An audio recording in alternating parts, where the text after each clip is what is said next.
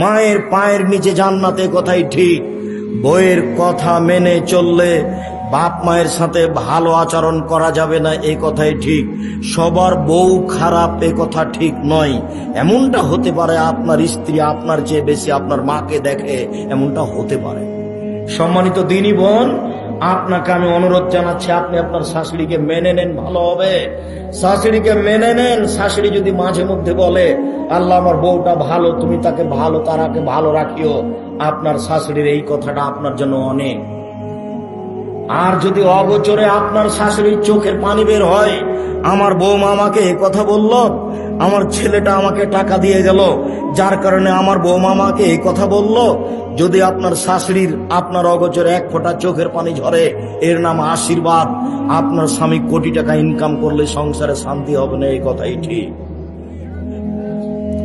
সম্মানিত দিনী ভাই বোন, বাপ মাকে সাদরে মেনে নিতে হবে। খারাপ লাগলেও, তিতে লাগলে, এ কথাই ঠিক। আপনাকে মা কিভাবে লালন পালন করেছে সেটা আপনাকে আমি দেখাতে অক্ষম, তবে আপনার ছেলেটাকে আপনি দেখলে বুঝতে পারবেন আপনার ছেলেটা আপনার কাছে কেমন, তেমন আপনি ছিলেন। তাহলে বোঝা যাবে মা কি জিনিস। আল্লাহ নবী এমনি বলেননি মায়ের পায়ের নিচে জান্নাত, মায়ের পায়ের নিচে কি জান্নাত পড়ে আছে? তার মানে মাকে মেনে চললে জান্নাত, এই কথা রাসূল সাল্লাল্লাহু আলাইহি ওয়াসাল্লাম বললেন।